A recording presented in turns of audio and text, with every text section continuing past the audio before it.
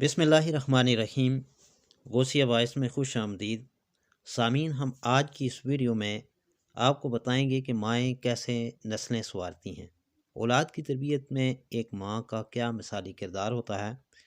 آپ اس ویڈیو میں ایک حیرت انگیز داستان سنیں گے کہ ایک ایسی ماں جس کی ساری اولاد اسکول یا مدرسے میں جانے سے پہلے حافظ قرآن کیسے بنی، اور حتیٰ کہ اس کی ایک 4 سالہ بیٹی جو آخری تھی وہ بھی حافظ قرآن تھی۔ یہ ساری تفصیلات آپ آج کی اس ویڈیو میں سن سکیں گے، لیکن ویڈیو میں آگے بڑھنے سے پہلے آپ سے گزارش ہے کہ اگر آپ ہمارے یوٹیوب چینل پر نئے ہیں تو اسے ضرور سبسکرائب کر لیں تاکہ ہماری ہر نئی آنے والی ویڈیو کا نوٹیفیکیشن آپ کو مل سکے۔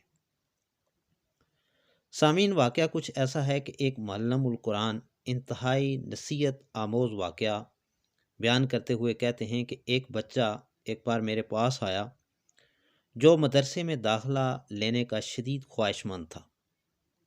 میں نے اس سے پوچھا، بچے آپ کو قرآن کا کچھ حصہ زبانی یاد ہے؟ تو بچے نے کہا جی۔ میں نے اس کا امتحان لیتے ہوئے کہا، پھر آپ مجھے 30واں پارہ سنائیں۔ اس نے مجھے 30واں پارہ زبانی سنا دیا۔ میں نے پوچھا، آپ کو سورۃ الملک بھی یاد ہے؟ اس نے مجھے سورۃ الملک بھی سنا دی۔ مجھے بڑا تعجب ہوا کہ اس چھوٹے سے بچے نے کم سنی کے باوجود قرآن کریم کا کچھ حصہ حفظ کیا ہوا ہے۔ میں نے اسے سورۃ النحل سنانے کو کہا تو اسے وہ بھی یاد تھی۔ جو وہ میرے سوالات کا جواب دے رہا تھا، میری حیرانی بڑھتی جا رہی تھی۔ میں نے پوچھا، اب اس سے بڑی صورتوں کے متعلق پوچھتے ہیں۔ میں نے کہا، آپ کو سورۃ البقرہ بھی یاد ہے؟ تو اس نے ہاں میں جواب دیا، اور ساتھ ہی کسی غلطی کے بغیر سورۃ البقرہ بھی زبانی سنا دی۔ میں نے متعجب ہو کر پوچھا، بچے لگتا ہے آپ نے پورا قرآن حفظ کر رکھا ہے؟ تو اس نے کہا جی۔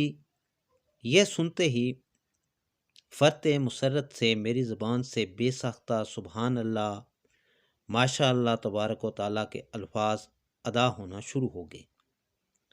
میں نے اس سے کہا، آپ کل میرے دفتر آ جائیے گا اور ساتھ اپنے سرپرست کو بھی لیتے آئیے گا۔ میں بچے کے جانے کے بعد حیرت و استعجاب کے سمندر میں ڈوبا رہا اور دل ہی دل میں تانے بانے بنتا رہا کہ یقیناً اس کے والد صاحب دین کے پابند، نیک سیرت اور قرآن سے شدید محبت رکھنے والے ہوں گے، جس کے نتیجے میں اس نے اپنے بچے کو اتنی چھوٹی عمر میں قرآن یاد کرا دیا۔ مجھے اس وقت حیرانی کا شدید جھٹکا لگا جب وہ اگلی صبح اپنے والد صاحب کو لے کر آیا، اور اس کے والد صاحب ظاہری شکل و صورت سے بالکل بھی متبع سنت اور پابند شریعت نہیں لگ رہے تھے۔ اس بچے کے باپ نے میری پریشانی اور استعجاب کو بانپ لیا اور فوراً بولا، میں جانتا ہوں کہ آپ میرے اس بچے کا والد ہونے کی وجہ سے حیران و ششدر ہو رہے ہیں۔ میں ابھی آپ کی حیرت ختم کیے دیتا ہوں۔